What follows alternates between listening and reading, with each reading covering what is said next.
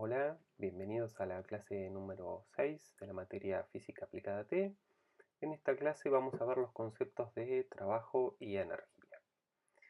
Bien, en las clases anteriores definimos las unidades, posteriormente em, caracterizamos el movimiento de un cuerpo introduciendo las magnitudes de velocidad, aceleración y posición y obtuvimos las ecuaciones cinemáticas, las cuales nos permiten predecir la evolución de un cuerpo. ¿Sí? Las ecuaciones cinemáticas, recordamos, nos daban la posición en función del tiempo, la velocidad en función del tiempo y la aceleración en función del tiempo. Es decir, que mediante esas ecuaciones, si nosotros conocíamos las características de, del sistema en un dado estado, es decir, si conocíamos la posición en un determinado estado, la velocidad en dicho estado y la aceleración, nos permiten esas ecuaciones predecir la evolución de dicho sistema, es decir, en un tiempo posterior cuál va a ser el valor de aceleración, de velocidad y de posición. Y previamente habíamos dicho que justamente el objetivo de la física es ese, es el de predecir el comportamiento, entender cómo funciona un sistema para poder predecir su evolución. Bien, posteriormente vimos cómo se podía modificar el estado de movimiento de un cuerpo a través de la aplicación del concepto de fuerzas. ¿Sí? Vimos las tres leyes de Newton, las cuales me dicen cuál es la relación que existe entre las fuerzas y el movimiento de dichos cuerpos. Y en la clase anterior vimos un tipo particular de movimiento, el cual es el movimiento circular uniforme, y vimos cómo describir esa clase de movimientos. En principio ya podríamos describir entonces cualquier evolución de un cuerpo, ¿sí? Ya tenemos las herramientas como para describirlo. Sin embargo, hay veces que el tratamiento de un sistema se vuelve muy complejo hacerlo a través de las leyes de Newton. Por eso vamos a introducir en esta clase otros conceptos que en determinadas circunstancias me permiten resolver determinados sistemas. Por resolver me refiero a entender el comportamiento y poder predecir la evolución de dicho sistema en términos de conceptos mucho más simples que un tratamiento a través de las leyes de Newton. Entonces vamos a comenzar definiendo el primer concepto, que es el concepto de trabajo. Para eso consideremos que nos cuesta trabajo empujar un auto. Cuanto más lejos empujamos dicho auto, más trabajo nos cuesta. ¿Sí? Traten de visualizar esa situación que representamos ahí en la figura. Sin embargo, el trabajo no cambia si lo empujo en dirección norte, sur, este u oeste. Es decir, es una magnitud escalar. ¿Sí? Si yo tengo un auto, empujarlo hacia un lado, si no hay pendiente, digamos, empujarlo a mí me cuesta lo mismo independientemente de la dirección en la cual lo estoy empujando. Entonces vamos a definir el trabajo, el concepto físico, lo definimos como el trabajo efectuado por una fuerza constante, ¿sí? Esta definición, vale aclarar, por eso se lo subrayo, es solamente para casos de fuerzas constantes, que son las que vamos a considerar en esta materia. Entonces, bien, decía, definimos el trabajo efectuado por una fuerza constante que actúa sobre un objeto como el producto de las magnitudes del desplazamiento y la componente de la fuerza paralela a dicho desplazamiento. Aquí vamos a ver cómo resumir el trabajo en términos de ecuación y vamos a ver un ejemplito. En términos de de una ecuación, el trabajo lo podemos representar, como bien dijimos, como el producto de la magnitud de la fuerza en la dirección del desplazamiento, multiplicado por la magnitud del desplazamiento. ¿Sí? Ahora vamos a ver por qué estoy diciendo que esta, F por el coseno de tita, es la fuerza en la dirección del desplazamiento. ¿sí? Donde θ va a ser el ángulo que forman el vector F, ¿sí? El vector fuerza y el vector desplazamiento. Bien, entonces consideremos el siguiente ejemplo. En la figura a la izquierda tenemos una señora arrastrando una valija. Entonces, si nosotros quisiéramos calcular el trabajo efectuado de que se desplaza desde la posición inicial hasta la posición final, ¿sí? Realizando un desplazamiento S, el cual se los he dibujado ahí abajo, la flecha en negro. Si nosotros quisiéramos calcular ese trabajo, lo que hacemos en la figura de la derecha se puede ver que yo tengo la fuerza actuando en una dirección y tengo el desplazamiento en la horizontal. A mí, la componente de la fuerza no me va a interesar toda la fuerza, sino que me va a interesar la parte de la fuerza que está en la dirección del desplazamiento, ¿sí? En este caso, como el desplazamiento lo tenemos en horizontal, a mí lo que me va a importar va a ser la fuerza en la dirección horizontal. La proyección de la fuerza en el eje horizontal básicamente es la magnitud de F, el módulo de F, multiplicado por el coseno de θ. Y volviendo a la definición, podemos ver que acá yo tengo F multiplicado el módulo de F, de la fuerza, multiplicado por el coseno de θ. Ahí no estoy diciendo otra cosa que la fuerza horizontal, en la misma dirección del desplazamiento, que en este caso el desplazamiento como es horizontal, la fuerza es horizontal, decíamos el módulo de la fuerza horizontal multiplicada por el módulo del vector desplazamiento. Las unidades del trabajo en el sistema internacional son los joules, lo cual es equivalente a tener newton por metro, como se puede ver a partir de la definición, dado que la fuerza se mide en newton y el desplazamiento se mide en metros. Entonces las unidades serán newton por metro. Recordemos que la función trigonométrica no me está aportando unidades a la ecuación. Bien, entonces vamos a considerar el siguiente ejemplo para clarificar la definición de trabajo que acabamos de introducir. Entonces dice, un levantador de pesas eleva 0,5 metros las pesas de 700 newton. El peso es mantenido sobre su pecho y luego desciende la misma distancia. El movimiento lo realiza con velocidad constante. Determinar el trabajo realizado por el atleta en la fase de subida y bajada. ¿Sí? Bien, entonces vamos a calcular el trabajo cuando el atleta está subiendo las pesas, ¿sí? Y vamos a tener que distinguir en los dos casos porque vamos a ver que el trabajo es distinto. Bien, entonces la definición del trabajo nos dice que básicamente es el módulo de la fuerza por el módulo de la distancia por el coseno del ángulo que hay entre los dos. Entonces el trabajo que está realizando en subida es el módulo de la fuerza, la cual es dato del problema. Está haciendo una fuerza de 700 newton. El desplazamiento que hace de las pesas es de 0,5 metros, como me lo indican los datos del problema, y el ángulo que hay entre la fuerza y el desplazamiento, dado que la fuerza, como pueden ver en la figura, es hacia arriba y el desplazamiento es hacia arriba, el ángulo que hay entre los dos son dos vectores paralelos, el ángulo que hay entre los dos es 0. Entonces, el coseno de 0, recordemos que es igual a 1.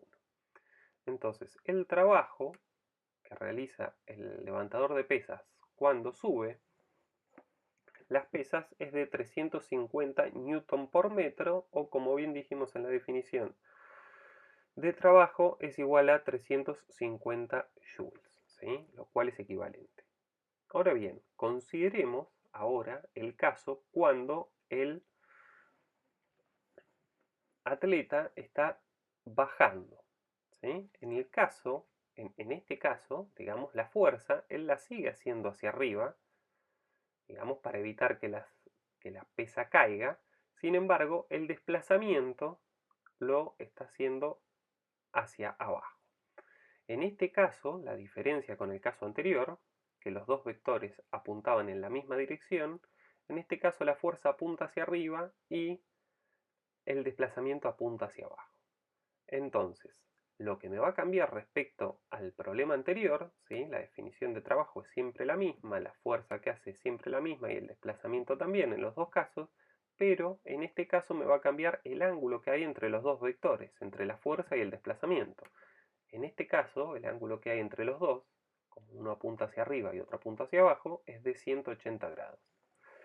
Cuando calculamos el coseno de 180 grados, básicamente eso es igual a menos 1. Por lo tanto, van a ver que el trabajo en esta situación me cambió de signo. En la situación anterior, en la situación de subida, el trabajo requerido era de 350 newton por metro o de 350 joules y en este caso es de menos 350 joules. ¿Sí? Eso es a tener en cuenta los datos del trabajo porque en el trabajo el signo, como vamos a ver más adelante, va a ser muy importante. Otro aspecto importante del trabajo lo vamos a clarificar con este ejemplo, el cual dice, tenemos una caja de 1 kilogramo, la cual se halla sometida a una fuerza horizontal F1 de 10 newton en la dirección X. Se desplaza sobre una superficie lisa una distancia de 65 metros en la misma dirección de la fuerza F1, es decir, en la dirección X. Calcule el trabajo efectuado por cada una de las fuerzas actuando sobre la caja. Bien, entonces vamos a considerar en primer lugar el trabajo efectuado por la fuerza F1. Recordamos que la definición de trabajo básicamente era el módulo de la fuerza, ¿sí? Que este es dato del problema, 10 newton, por el módulo del desplazamiento, que se me desplaza 65 metros, por el ángulo que hay entre la fuerza y el desplazamiento. En el caso de F1, el desplazamiento está en la dirección X y la fuerza F1 está en la dirección X también, ambas positivas. Entonces el ángulo que hay entre los dos es de 0 grados. Esto me da un trabajo efectuado por la fuerza 1 de 650 joules. Para el caso de la fuerza normal, la otra fuerza que está actuando sobre el cuerpo, porque recordemos que el cuerpo tiene un peso y como está apoyado sobre una superficie, tiene una reacción a la superficie que siempre va en la dirección perpendicular a la misma, la cual se denomina fuerza normal. Bien, entonces, la fuerza normal no va a ser otra que 9,81 newton. Básicamente esto, la fuerza normal, dijimos que era igual al peso, ¿sí? Porque no tengo un movimiento en la dirección Y. Entonces esta fuerza va a ser igual y opuesta a el peso, la fuerza normal. La fuerza que está haciendo básicamente es m por g, como la masa vale 1 kilogramo y g vale 9,81 metros sobre segundo cuadrado, la fuerza normal tomará un valor, como bien dijimos, de 9,81 newtons. Multiplicada por el desplazamiento, que es de 65 metros, y multiplicada por el ángulo que hay entre las dos magnitudes, entre la fuerza normal y el desplazamiento que está en la dirección X. El ángulo que hay entre esos dos vectores es de 90 grados, ¿sí? Y el coseno de 90 es 0. Por lo tanto, vemos que la fuerza normal no hace trabajo. Lo mismo va a pasar con la fuerza, peso. ¿Sí? Otra vez acá, en el mismo caso que la normal, tomo un valor de 9,81 metros, el desplazamiento es de 65 metros y el ángulo entre el peso y el desplazamiento es de 90 grados. Por lo tanto, volvemos a ver que el trabajo es de 0 joules. ¿Qué conclusión importante podemos sacar respecto a esto? Básicamente que las fuerzas perpendiculares al desplazamiento no efectúan trabajo, porque siempre me voy a encontrar en las fuerzas perpendiculares con este coseno de 90 grados, el cual toma un valor 0. Entonces todas las fuerzas perpendiculares directamente, tener en claro este concepto me ahorra hacer cuentas a la hora de resolver problemas. Bien, ahora surge la pregunta, introducimos el concepto de trabajo, y surge la pregunta de ¿qué se obtiene al realizar trabajo sobre un cuerpo? Ya vimos anteriormente, en la parte dinámica, que si yo aplico una fuerza, lo que ocurre en el cuerpo es básicamente se produce un cambio en la aceleración de dicho cuerpo. Como bien lo dice la segunda ley de Newton. Básicamente la fuerza neta aplicada sobre un cuerpo era igual a la masa por la aceleración de dicho cuerpo. Bien, entonces, ¿qué sucede cuando realizo trabajo sobre un cuerpo? Para eso vamos a clarificarlo con la siguiente situación. Consideremos un cuerpo de masa m que se mueve en línea recta con una rapidez inicial v0, el cual se acelera uniformemente hasta una rapidez v, mediante una fuerza neta constante, que en este caso será F. Bien, entonces esa situación la estamos clarificando acá en la figura. Inicialmente tenemos una velocidad v0 o una masa que tiene una fuerza F aplicada, y en el instante final tenemos la misma fuerza aplicada F, pero la masa ya adquirió un valor de velocidad v superior al que tenía en el instante inicial y se desplazó una distancia delta x. Si nosotros calculamos el trabajo en esa situación por definición, básicamente me va a quedar el módulo de F por el módulo del desplazamiento, que no es otro que delta x, por el coseno del ángulo entre las dos fuerzas. La fuerza y el desplazamiento están en la misma dirección, por lo tanto me queda el coseno de 0 grados, el cual toma un valor 1. Por lo tanto, el trabajo lo vamos a poder encontrar como la fuerza por el desplazamiento.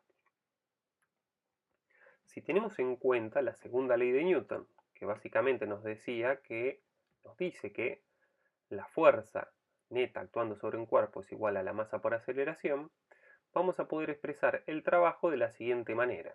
El trabajo neto en esa situación, dijimos, lo habíamos calculado que era igual a F por la variación de la posición, por el delta X, y si a la F la expresamos a través de la segunda ley de Newton como la masa por la aceleración, el trabajo neto toma la siguiente forma.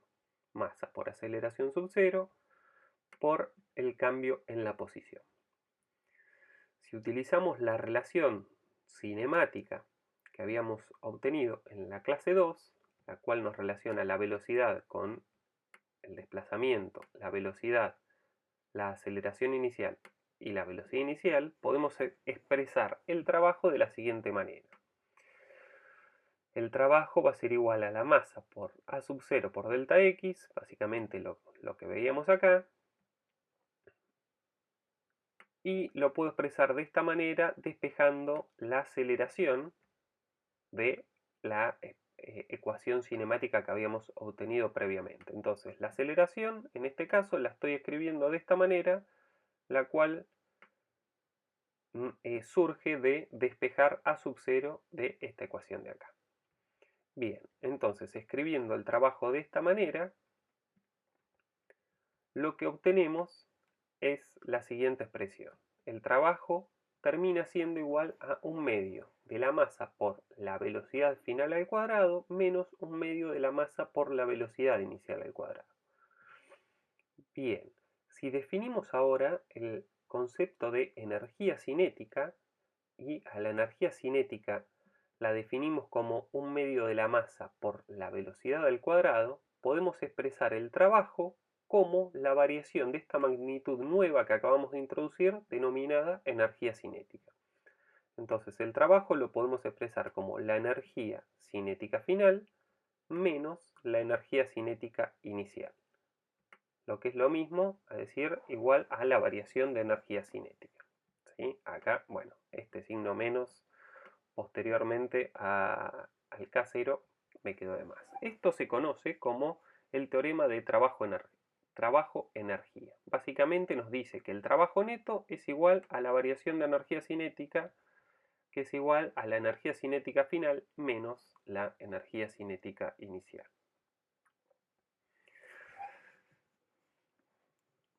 Podemos expresar el teorema trabajo-energía de la siguiente manera. El trabajo neto efectuado sobre un cuerpo por todas las fuerzas que actúan sobre él es igual a el cambio de energía cinética del cuerpo. Básicamente lo que decíamos con anterioridad.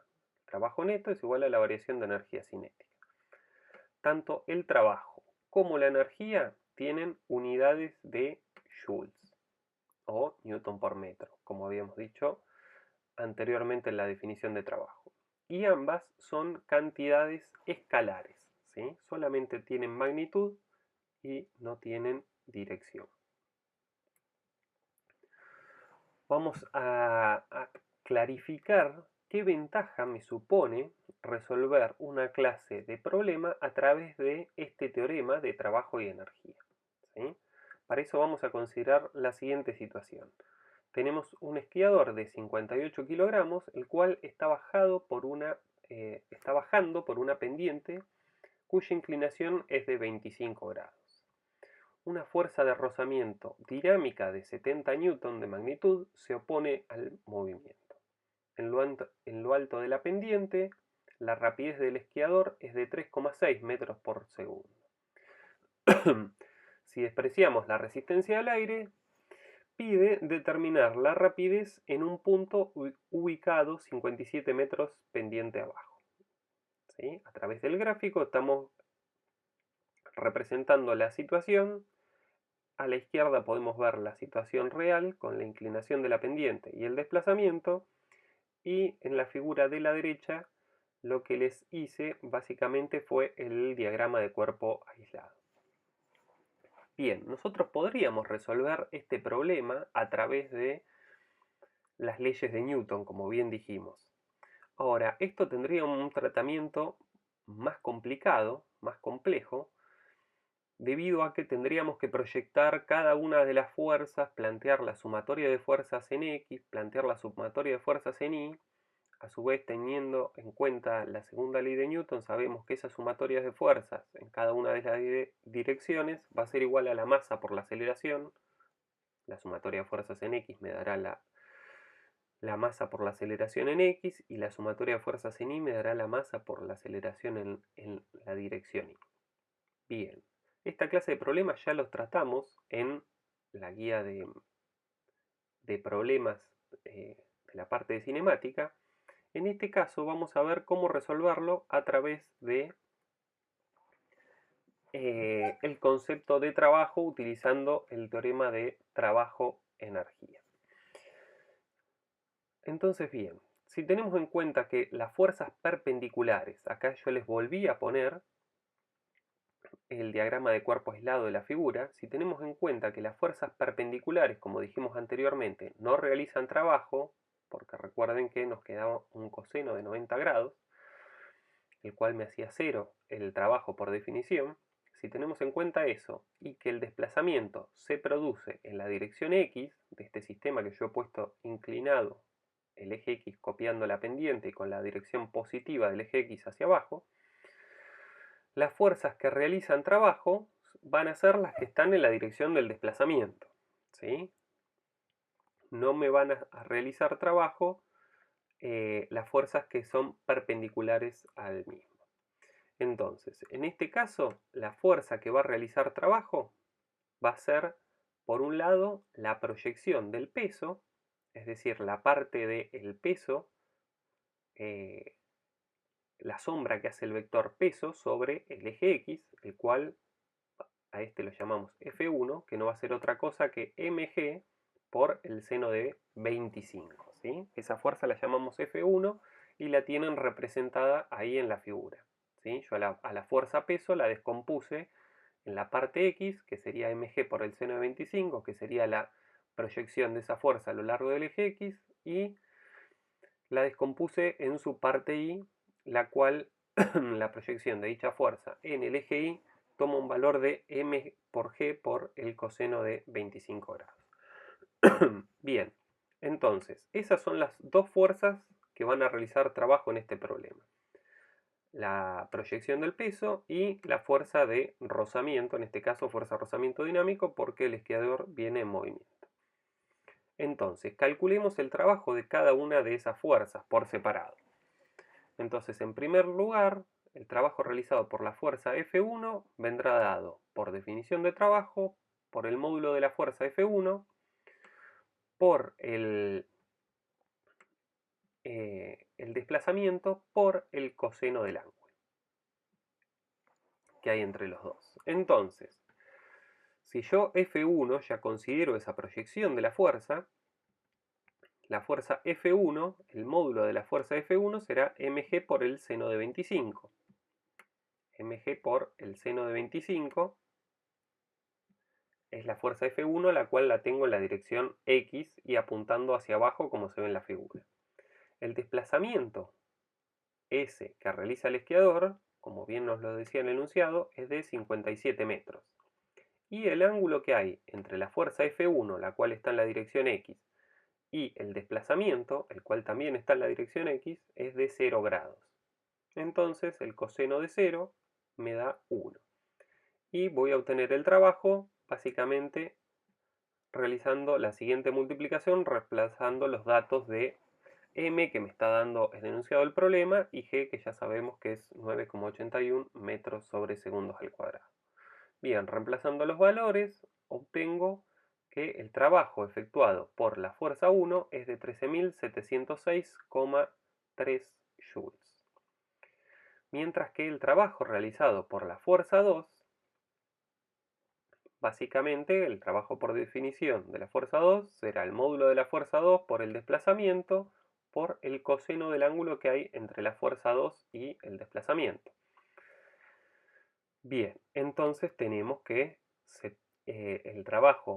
la magnitud, perdón, de la fuerza 2 es de 70 newton, como bien me lo decía el enunciado del problema.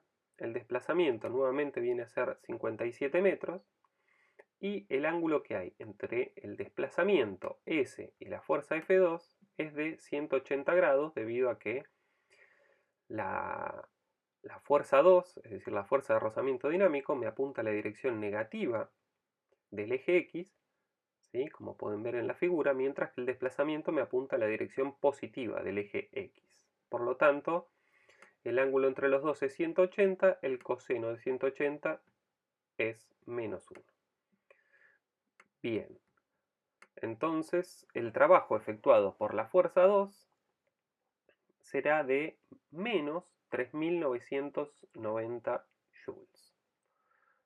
Ahora bien, ya calculé el trabajo individual de cada una de las fuerzas que realizan trabajo, me independicé de las fuerzas perpendiculares dado que no realizan trabajo, por lo tanto el trabajo neto, el trabajo total realizado sobre el esquiador vendrá dado por la suma de los trabajos individuales, lo cual me da un valor total de 9.716,30 joules.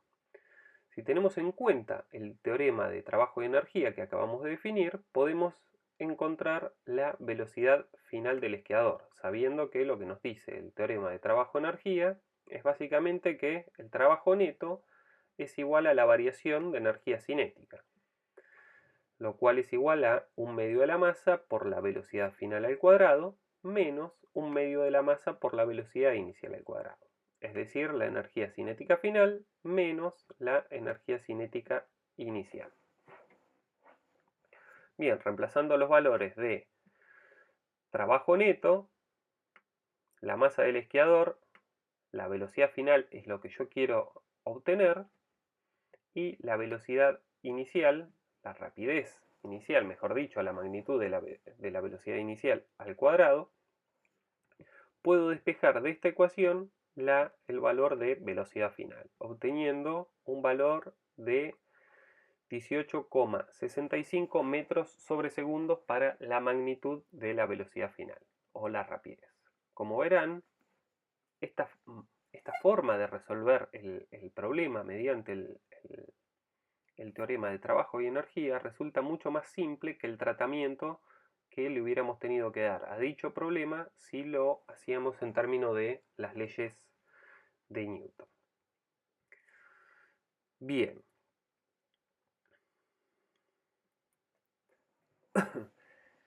En definitiva, definimos la energía cinética, vamos a darle una interpretación a esta magnitud que acabamos de definir como energía cinética por comodidad. La energía cinética de un objeto es la energía que posee debido a su movimiento. teniendo en cuenta el teorema de trabajo y energía, podemos definir la energía cinética de un cuerpo que se mueve con una velocidad v0 como una medida del trabajo necesario para llevar el cuerpo desde el estado de reposo a moverse con velocidad v0. ¿Sí? La energía cinética, entonces, es una medida de cuánto trabajo tengo que hacer yo, tengo que realizar sobre un cuerpo para variar su velocidad desde 0 hasta una velocidad dada. Esa es una interpretación de la energía cinética. Bien, así como un objeto en movimiento posee energía cinética, porque veamos la definición, cualquier objeto que se esté moviendo con velocidad va a poseer energía cinética. Así dijimos, un objeto en movimiento va a tener energía cinética. Sin embargo, sea que un objeto esté o no en movimiento, podría tener otra forma de energía, la cual vamos a denominar energía potencial. Como su nombre sugiere, un objeto con energía potencial tiene potencial para efectuar trabajo, ¿sí? Para efectuar trabajo, para imprimirle velocidad a un cuerpo, ¿sí? Es energía almacenada. Ejemplos de estas situaciones las podríamos ver en un resorte comprimido. Si yo comprimo un resorte, lo trabo, un arco tensado, agua en una represa, bola de demolición a punto de caer. ¿Sí? Básicamente tengo energía almacenada que la puedo liberar en un determinado momento. ¿Sí? Si yo tengo un resorte comprimido y coloco una masa, ¿sí? Cuando yo libero el resorte, esa masa, digamos, se va a poner en movimiento. ¿Producto de qué? De la energía que yo tenía almacenada, y esa energía la llamamos energía potencial. Tiene potencial para realizar trabajo, para poner en movimiento un cuerpo, para darle energía cinética a un cuerpo. Entonces, bien, para resumir, podemos interpretar la energía potencial como trabajo almacenado, o energía cinética almacenada, como bien decíamos recién, y es posible definir varios tipos de energía potencial y cada tipo está asociado a una fuerza específica. Vamos a ver de qué estamos hablando. ¿A qué nos referimos con lo que dijimos recién? Consideremos lo siguiente. El trabajo realizado por la fuerza gravitacional cuando un objeto se mueve desde una posición inicial h0 a una posición final h final viene dado por la siguiente expresión. ¿Sí? Acá en la figura podemos ver que básicamente estoy levantando un martillo, ¿sí? Y están dibujadas las fuerzas sobre el martillo y tenemos el martillo finalmente en una posición H. Entonces podemos definir la energía potencial gravitatoria si nosotros calculamos el trabajo de esa fuerza, digamos, de llevarlo de una posición inicial a una posición final. El trabajo por definición de la fuerza gravitatoria en esta situación de levantar el martillo va a ser la fuerza que yo tengo que hacer, mg, por la variación de básicamente la fuerza por el desplazamiento, ¿sí? Que el desplazamiento no será otra cosa que la diferencia entre la altura inicial menos la altura final. Podemos definir la energía potencial gravitatoria justamente como esto, mg por h. ¿Sí? Básicamente el trabajo que tengo que hacer para levantar un objeto de una posición inicial h0 a una posición final h final. ¿Sí? De esa manera defino la energía potencial gravitatoria mg por h. El cambio de la energía potencial gravitatoria entre dos puntos cualquiera no depende de la elección del punto de referencia utilizado para medir la altura. Es decir, yo en este caso tengo involucrada una altura inicial y una altura final. Esas alturas, esos niveles de altura, a mí lo que me termina importando a la hora del trabajo básicamente es la diferencia de altura. Entonces yo podría decir bien que la posición inicial en el piso es 0 y la posición final del martillo es h, ¿sí? Pero también el resultado no se modifica si ustedes reemplazan los valores, si en vez de a la posición del suelo, yo en vez de considerarla 0, la considero 100, porque la posición inicial en vez de ser 0 sería 100 y la posición final sería 100 más h. Por lo tanto, la diferencia me vuelve a dar lo mismo. Sería 100 más h menos h. ¿Sí? La diferencia siempre me da h. Por lo tanto, la elección no depende, la elección de dónde yo pongo el 0 para medir la altura,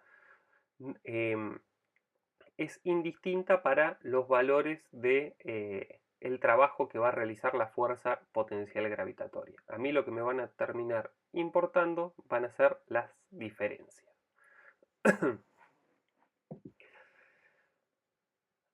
Bien, la energía potencial, el trabajo realizado por la fuerza gravitacional para ambas trayectorias es el mismo, es lo que vemos aquí en este ejemplito. Una característica del trabajo que realiza la fuerza potencial gravitatoria justamente depende de las posiciones iniciales y finales, ¿sí? Y no depende de la trayectoria utilizada. Por ejemplo, en el primer caso, en la figura pueden ver que tengo una pelota en una posición inicial h0 y en la posición final llega a h final. Y el camino es una recta entre los dos puntos.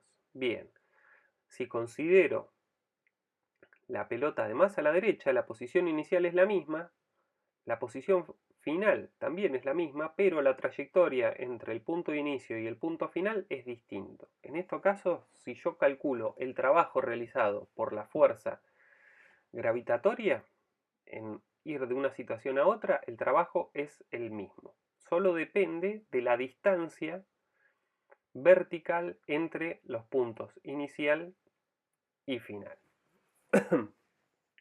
Vamos a ver, a utilizar el concepto de la energía potencial gravitatoria en el siguiente ejemplo. El gimnasta, dice, el gimnasta abandona la cama elástica a una altura inicial de 1,20 m, alcanzando una altura máxima de 4,8 metros antes de comenzar a bajar. Y pregunta cuál es la rapidez inicial del gimnasta, la cual vamos a llamar B0. Entonces, el trabajo realizado por la fuerza gravitatoria va a ser igual a mg por la posición inicial menos la posición final.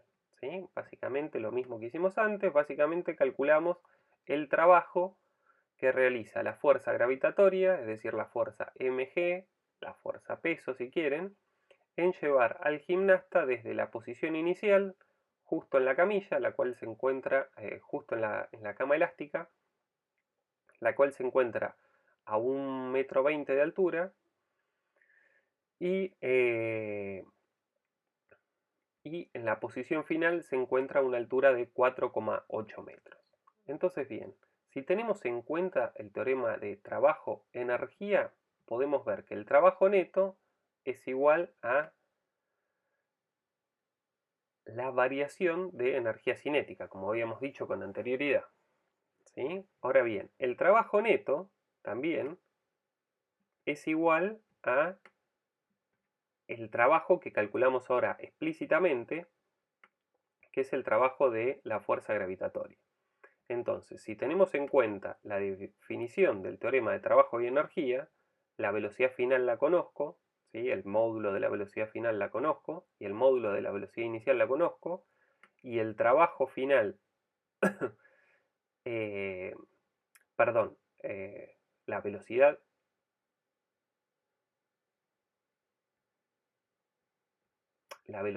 inicial es lo que me pide encontrar el enunciado.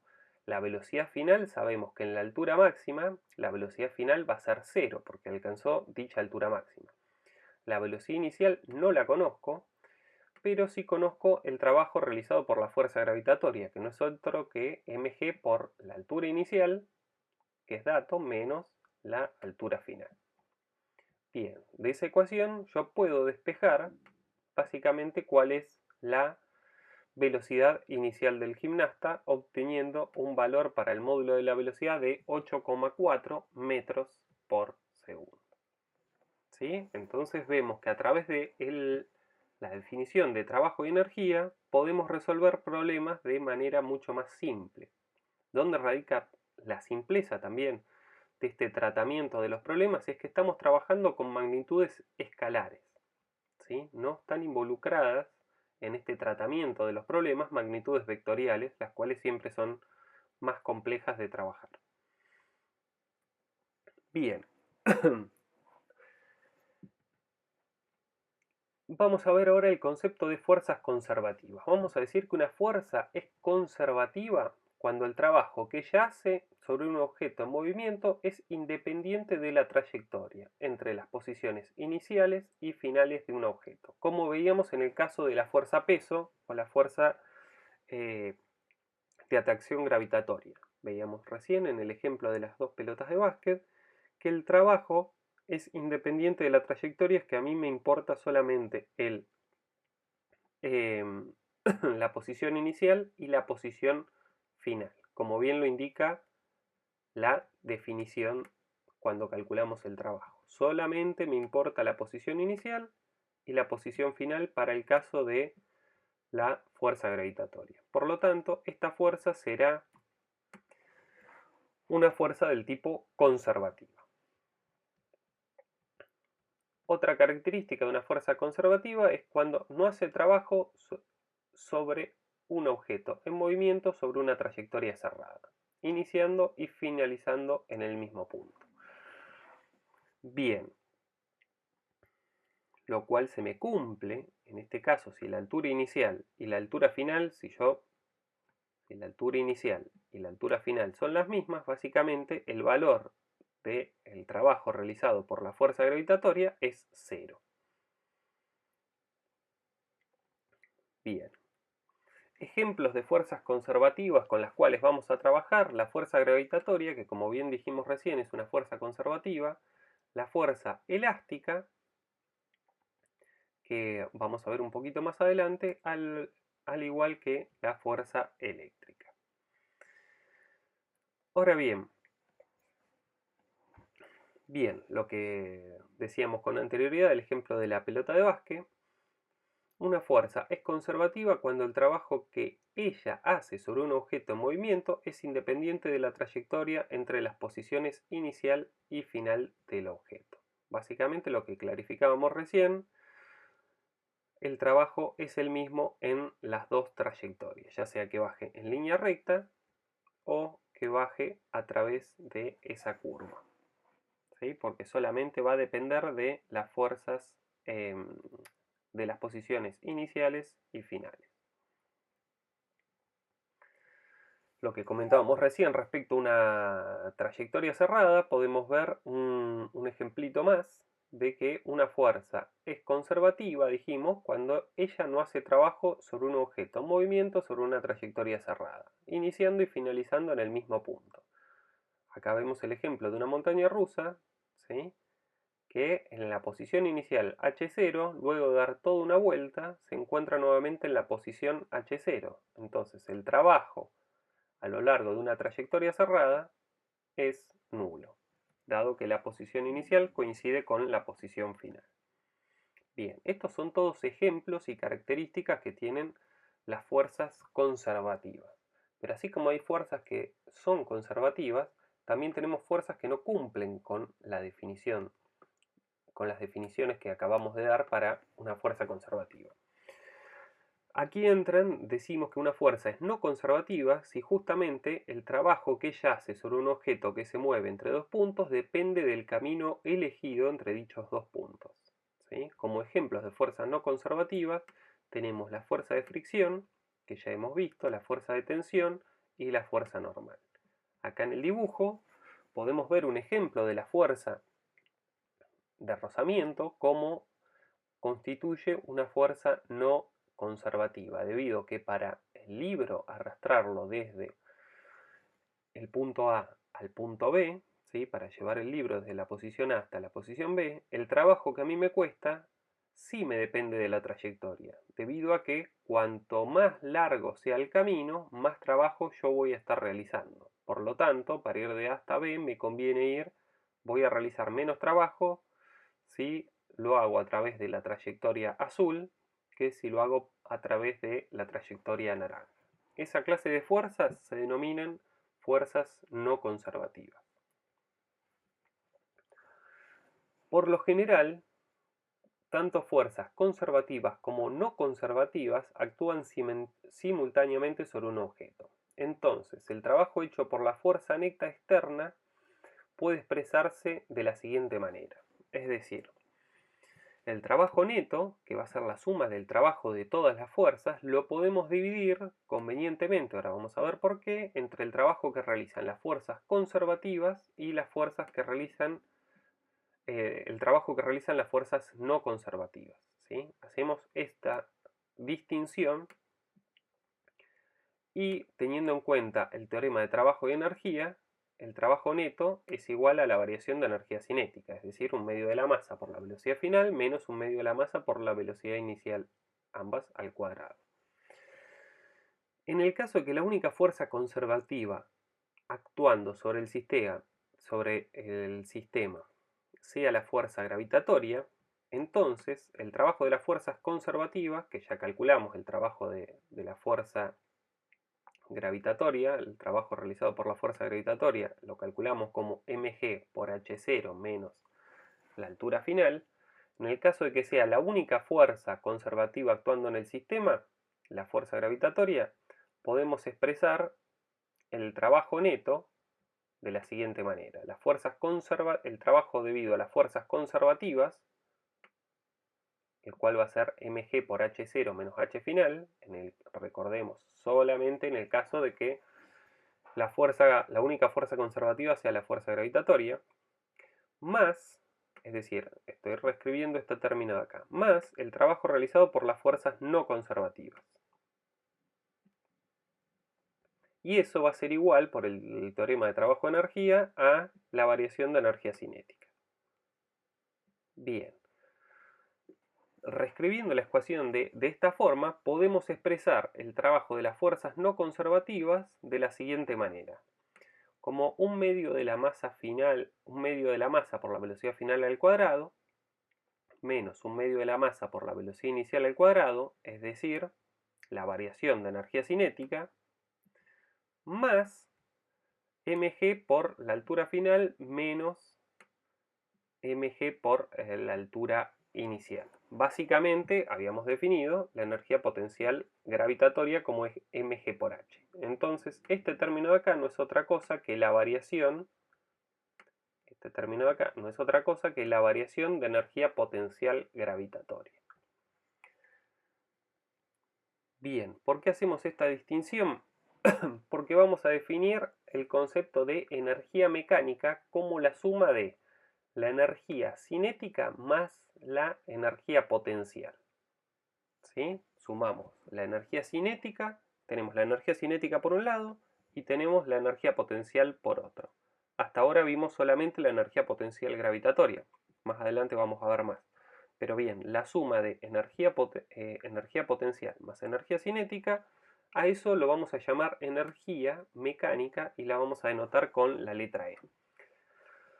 Esta forma de reescribir el teorema de trabajo y energía nos permite enunciar lo que se conoce como el teorema de conservación de la energía mecánica, que me dice que el trabajo de las fuerzas no conservativas va a ser igual a la variación de energía mecánica, es decir, la energía mecánica final menos la energía mecánica inicial.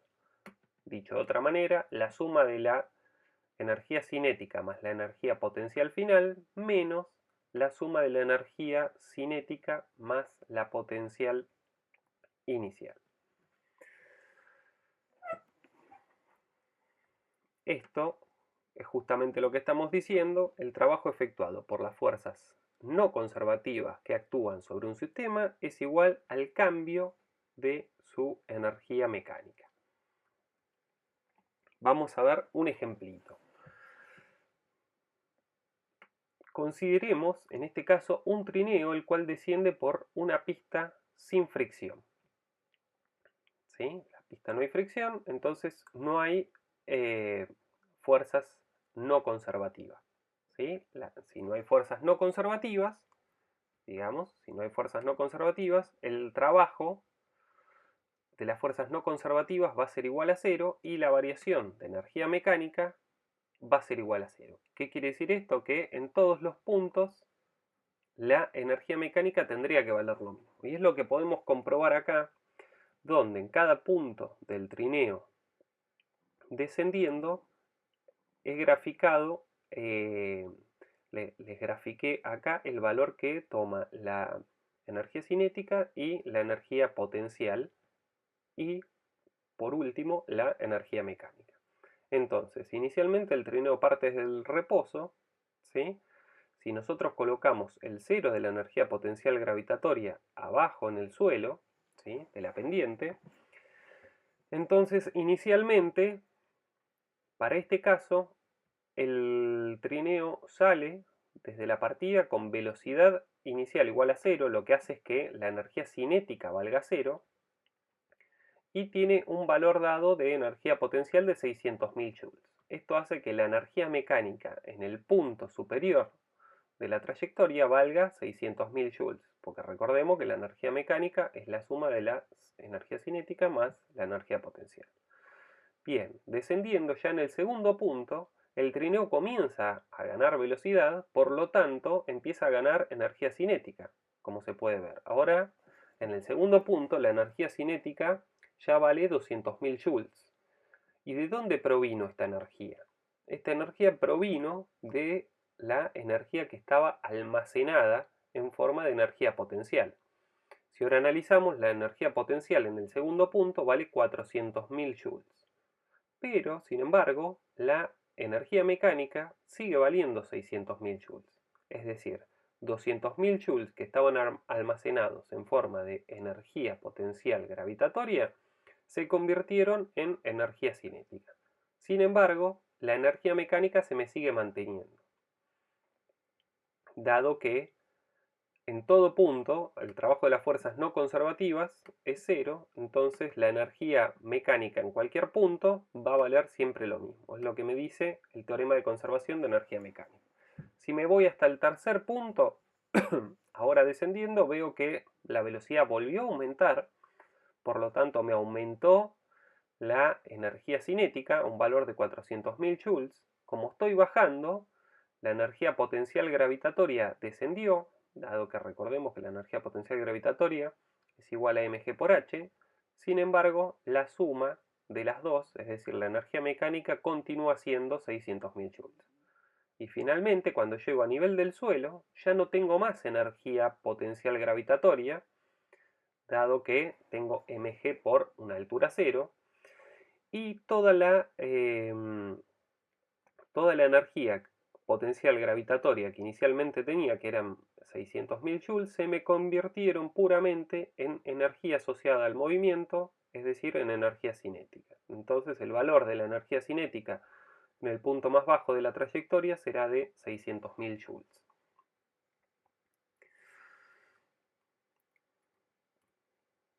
Bien, aquí les dejo un problemita que les recomendaría que pausen el video e intenten resolverlo solos como para fijar los conceptos.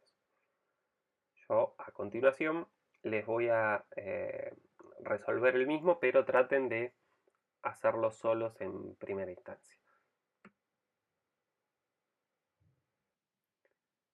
Bien, el enunciado del problema nos dice: un motociclista salta sobre un cañón. Para ello, conduce horizontalmente sobre el risco a 38 metros sobre segundo. Despreciando la resistencia del aire, encontrar la rapidez con la que impacta sobre el terreno del otro lado del cañón.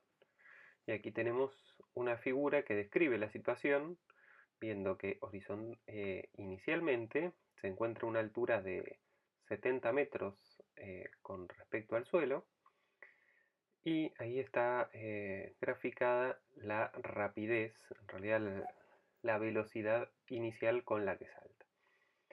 Y por otro lado, en el momento que aterriza, lo hace a una altura de 35 metros respecto al suelo y está graficado el vector velocidad. Entonces, bien, lo que nos pide el enunciado es encontrar la rapidez con la cual impacta del otro lado del cañón. Para ello, vamos a tener en cuenta que en el sistema no actúan fuerzas no conservativas. Entonces, por el teorema de conservación de la energía mecánica, se tiene que el trabajo de las fuerzas no conservativas es igual a la variación de energía mecánica. Al no haber fuerzas no conservativas, estas no realizan trabajo, por lo que tenemos que la variación de energía mecánica va a ser igual a cero. Que la variación de energía mecánica sea igual a cero es lo mismo que decir que la energía final será igual a la energía inicial. Si ubicamos el nivel cero para la energía potencial gravitatoria en el suelo, vamos a plantear este problema en términos de energía. Entonces, para el estado inicial, tenemos que la energía inicial va a ser un medio de la masa por la velocidad inicial al cuadrado, es decir, la energía cinética que tiene. Recordamos que la energía mecánica es la suma de la energía cinética más la energía potencial. Entonces, en el instante inicial tendrá un medio de la masa por la velocidad inicial al cuadrado más la energía potencial gravitatoria, la cual tiene una expresión de mg por la altura en dicho punto. El instante inicial será el instante en el cual está despegando. Y en el instante final vamos a tener también energía cinética, un medio de la masa por la velocidad final al cuadrado, más la energía potencial que tenga en el punto del impacto. Teniendo en cuenta que la energía inicial es igual a la energía final, planteamos esta misma ecuación, igualamos las energías iniciales con las energías finales, cancelamos las masas que están presentes en todos los términos y de ahí podemos despejar la velocidad final con la cual aterrizará la moto del otro lado del risco. Como verán, el planteo en términos de energía es muchísimo más simple que realizar el planteo que hacíamos en este caso para un tiro oblicuo. ¿Sí? Cabe destacar que en realidad lo que obtenemos mediante este planteamiento es la magnitud de la velocidad. Fíjense que no tiene la flecha de vector. ¿Sí? La magnitud de la velocidad o, dicho de otra manera, la rapidez. Bien. Habiendo visto los conceptos de trabajo y energía, hay veces que resulta útil determinar cuánto tiempo lleva realizar un dado trabajo. Para esto vamos a definir una nueva magnitud a la cual vamos a denominar potencia. En realidad, en un comienzo vamos a definir lo que se denomina potencia media como la tasa con que se efectúa el trabajo. Es decir, la potencia media la definimos como el trabajo por unidad de tiempo. Así como definimos la velocidad como el cambio en la posición por unidad de tiempo, o definimos la aceleración como el cambio en la velocidad por unidad de tiempo, definimos la potencia media como el trabajo realizado en un dado intervalo de tiempo. Teniendo en cuenta la definición de trabajo para una fuerza constante que teníamos, que era la fuerza, el módulo de la fuerza por el desplazamiento, por el coseno del ángulo comprendido entre esos dos vectores, podemos escribir la potencia media de la siguiente manera. Como la fuerza por la variación en la posición en un dado intervalo de tiempo por el coseno del ángulo. Y la variación de la posición en un dado intervalo de tiempo, ¿sí? El módulo de la variación de la posición, no es otra cosa que la velocidad media. ¿Sí? Bien, entonces finalmente para la potencia media tenemos la siguiente expresión. El módulo de la fuerza por la velocidad media por el coseno del ángulo entre los dos vectores. El vector velocidad y velocidad media y el vector fuerza. Bien.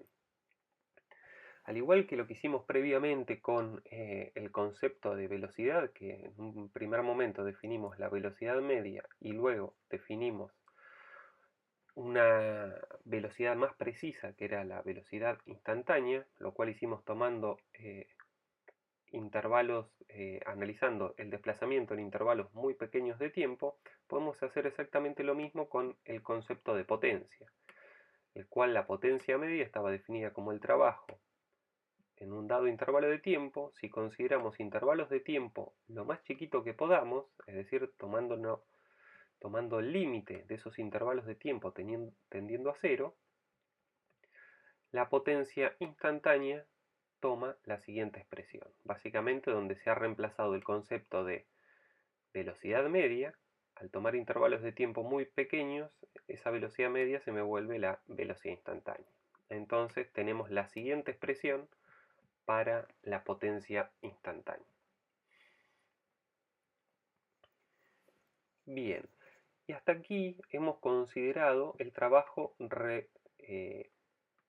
realizado por una fuerza constante y lo representamos mediante esta expresión. Entonces ahora lo que vamos a hacer es vamos a extender un poquito más este razonamiento y vamos a ver de qué manera gráfica podríamos interpretar el trabajo cuando es realizado, en vez de por una fuerza constante, por una fuerza variable. ¿Sí? Recordemos entonces que esta expresión es solamente válida en el caso que yo tenga una fuerza constante. Ahora bien, si la fuerza varía a medida que el cuerpo se desplaza, como se muestra en la figura abajo, dicha expresión no puede utilizarse como comentábamos recién, ¿sí? Porque no tengo ya una fuerza constante, sino que la fuerza varía a medida que yo me voy moviendo. Bien, entonces para tratar esta clase de problemas, es decir, cuando tenemos una fuerza con esas características, podemos utilizar un método gráfico el cual consiste en dividir el desplazamiento en pequeños segmentos de longitudes muy pequeñas a las cuales vamos a llamar delta S1, delta S2, es decir, estamos considerando cambios en la posición. Este gráfico sería el equivalente al anterior, ¿sí? Ampliado. Entonces, una porción de la curva la vamos a dividir en pequeños segmentos de longitud delta S1, delta S2, delta S3 y así sucesivamente. A cada uno de estos intervalos, ¿sí? En ese intervalo en delta S1, como ustedes pueden ver en la línea naranja, la fuerza va variando y toma distintos valores. Entonces lo que vamos a hacer es tomar el valor promedio de esa fuerza en ese punto, ¿sí? Que sería la parte de la línea horizontal del rectángulo en rosa, ¿sí? La parte horizontal superior de ese rectángulo en rosa sería el valor que le vamos a asignar a la fuerza para dicho intervalo. Y así sucesivamente. El primer intervalo tendrá un valor de fuerza F coseno de tita 1, vamos a llamarlo. El segundo intervalo tendrá un valor de F coseno de tita 2 y siempre le vamos asignando el valor del escalón, digamos, ¿sí? Donde a la curva la dividimos en pequeños rectangulitos. Bien, entonces, si nosotros quisiéramos expresar el trabajo total, el trabajo no sería otra cosa que la suma de los distintos trabajos realizados en cada uno de esos segmentos. Por lo tanto, el trabajo del primer segmento sería el valor de la fuerza, que en este caso sería F coseno de tita 1, multiplicado por delta S1, es decir, el ancho de este rectángulo. Si nosotros en vez de pensar una curva tenemos una escalera con un montón de escalones, digamos, estamos calculando el trabajo de cada uno de los escalones. Y el trabajo no es otra cosa que la fuerza por la distancia sobre la cual actúa esa fuerza, ¿sí? Entonces, en el primer caso, en este caso de acá, el valor de la fuerza es F coseno de tita 1, le hemos puesto, y el ancho de ese intervalo es delta S1. Bien, ¿qué es lo que tenemos aquí con el trabajo? Sumamos el primer escalón, el trabajo debido al al primer escalón, el trabajo debido al segundo escalón y así sucesivamente. De esa manera tenemos aproximadamente un valor para el trabajo en el caso de que tengamos una fuerza que no sea constante. El lado derecho de la ecuación, es decir, este, es aproximadamente igual a la suma de todas las áreas rectangulares de la figura anterior, y es un valor aproximado para el área bajo la curva de dicho gráfico. Es decir, si estamos sumando todas estas áreas, el área de todos estos rectángulos, digamos, el área total que me va a dar va a ser muy similar al área que tengo abajo de la curva. Si nosotros consideramos estos intervalos delta S muy chiquititos, ¿sí?, en el límite de esos intervalos en cuya distancia tiende a 0, lo que obtenemos va a ser el valor exacto, y ya podríamos reemplazar este signo de aproximadamente igual, por el símbolo de igual. En el caso que esos intervalos sean muy pequeños, tenemos el valor exacto del área bajo la curva, ¿sí? Por lo tanto, lo que podemos ver es que el trabajo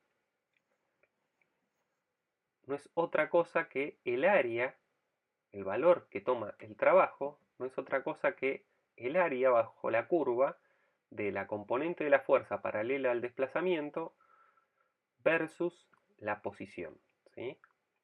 El valor de la componente, de cómo varía la componente paralela al desplazamiento en función de la distancia, el área bajo esa curva me está dando el valor del trabajo, que es lo que vemos acá.